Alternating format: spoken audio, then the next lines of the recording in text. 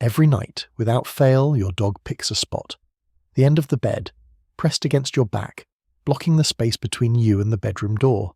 You've always assumed it's about warmth, about love, about wanting to be close to you, the same way a child wants to be close to a parent. That's only half the story, and the missing half is stranger and far older than almost any dog owner has ever considered. That spot isn't random. It's the last surviving piece of an instinct tens of thousands of years old, a job your dog quietly assigns itself every single night, without you ever noticing the shift change happening right beside you. By the end of this video, you'll watch that same moment tonight, the circling, the sigh, the settling in, and see something completely different than you've been looking at your entire life. Start with the question nobody asks. Why doesn't your dog ever sleep in the middle of the room? If comfort were the whole story, your dog would pick the softest spot in the house. During the day, that's exactly what happens. Naps are lazy. Naps are about comfort. Nighttime is different. At night, dogs choose location over luxury. The foot of the bed, against a wall, near a doorway, somewhere with a clear line of sight to the exits. Ask any dog owner where their dog sleeps and you'll get a strangely specific answer. Not on the bed, but at the end, facing the hallway, or wedged against the nightstand where he can see the door. Think about a security guard on night shift. They don't sit in the break room, even with the softest chair in the building. They sit near the entrance where they can see who's coming before it arrives. A guard who fell asleep in the coziest chair, facing away from the door, wouldn't last long in that job. Your dog is running that same calculation every single night, without ever being told the job exists. Owners assume this is just affection. The dog sleeps wherever's closest. But dogs are almost ritualistic about where near you they choose to be, not just proximity, position, angle, sight lines. That kind of consistency doesn't come from random affection. It comes from instinct doing quiet, invisible math. To understand it, go back to when dogs were wild canines sleeping in groups, in a world where night wasn't rest, it was risk. For a wild canine, sleep is the most dangerous part of the day. Every sense dulls. Reaction time collapses. Muscles that would normally react instantly to a snapped twig instead lie still for minutes at a time. A sleeping animal is defenseless. A group that lets everyone sleep deeply at the same time doesn't survive very long in a world full of predators and rivals.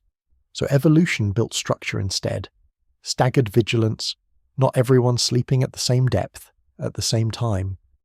Some part of the group always semi-alert, ears still working long before anyone called it a job. That instinct never had a reason to disappear.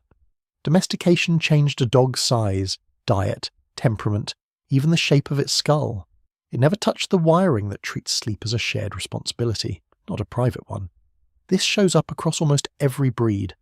A 5-pound lapdog bred for centuries to sit on laps of nobility still gravitates toward the edge of the bed, toward the door, exactly like a working dog bred for generations to guard livestock in an open field.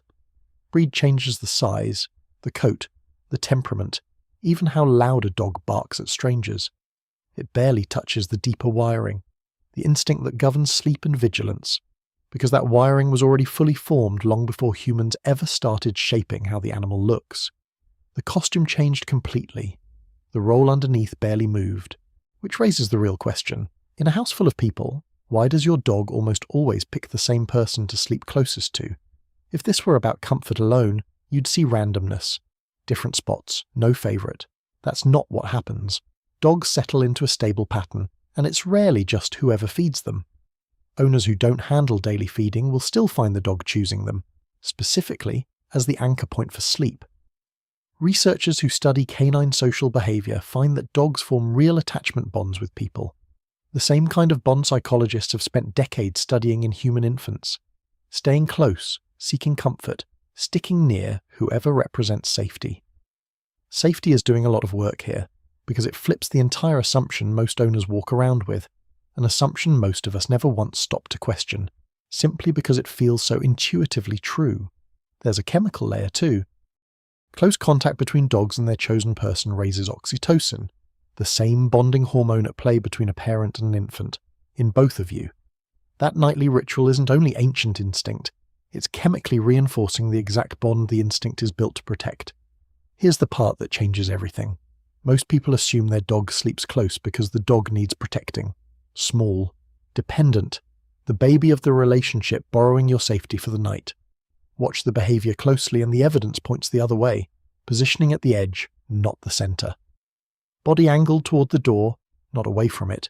A brief head lift at a strange sound, then a slow settle once the threat doesn't materialize. These aren't the signs of an animal seeking protection. They're the signs of an animal providing it. Sleep researchers have found something that backs this up. Dogs spend a smaller share of the night in deep, uninterrupted sleep than you'd expect for their size. Their sleep shifts more frequently into lighter stages, brief windows of alertness scattered through the night instead of one long, uninterrupted block the way most human sleepers get. Even while your dog looks fully asleep beside you, part of that nervous system never fully powers down.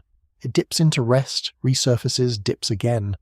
An old rhythm built for a world where sleeping too deeply for too long could be fatal. Most owners never notice what happens next. That small shift in the middle of the night, the one you barely register through your own sleep, is often your dog checking. Rescanning the room, confirming nothing's changed, then settling back down. Every single night. Without complaint, picture what this looked like thousands of years ago, before beds, before doors that lock. Early humans offered food scraps, warmth, a defended perimeter. Wolves offered something back nobody had to teach them. Extra eyes, extra ears, extra warning before danger got close. The calmer wolves, the ones willing to stay near the fire instead of bolting into the dark, survived best in that new arrangement. Over unimaginable stretches of time, that calmer, closer-staying animal became the dog. The fire became a hearth.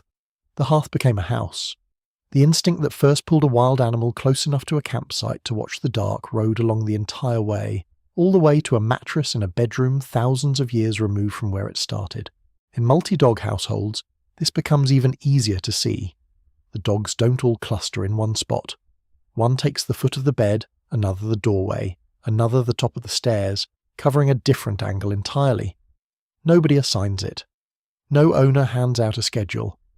And yet the coverage repeats itself night after night, as if some old part of each animal already understands a pack watches better from more than one angle at once. There's a physical piece to this worth sitting with. Studies on close contact during rest show heart rate and stress hormones syncing up between dogs and their owners, a quiet biological alignment that happens through proximity alone, long before either of you would consciously notice it. Your dog isn't only watching the room, it's regulating itself in step with you, calming when you calm, tensing slightly when you tense in your sleep. Guarding and bonding aren't two separate behaviors running side by side, they're the same instinct, seen from two angles. And once you see it that way, you can't unsee it. That all-so-cute moment of your dog curling up beside you stops being just affection and becomes a small silent act of loyalty, repeated every night of its life, that most owners walk right past without ever naming it for what it truly is. Owners who've lived through a break-in, a storm, a strange noise outside describe the same thing. Their dog was already awake, already positioned between them and the sound, seconds before the human even registered something was wrong. That's not coincidence. That's a system that's been running quietly in the background the whole time, waiting for the one night it's actually needed, the same way it's waited for that one night for thousands of years. So picture that image from the start again. Your dog, circling once, then twice, before settling at the foot of the bed. The soft exhale as its body finally relaxes into place, the weight of it settling against your feet or your legs or your back. You've seen it 1,000 times and thought, my dog is comfortable, my dog loves me. It does. But now you know what's underneath it, an animal returning to a post it's held for thousands of years, choosing, again, to spend the most vulnerable hours of its day standing guard over someone it's already decided is worth protecting. Tonight, when your dog circles, sighs, and settles in beside you, you'll see the same scene you've watched 1,000 times. Except now you'll know what you're actually looking at. Not a pet simply drifting off to sleep beside you. A guard closing its eyes, but never fully standing down. An animal carrying an instinct thousands of years older than the room you're sleeping in. Older than the house, older than the idea of a bed itself. Choosing you, again. Tonight, and every night after this one.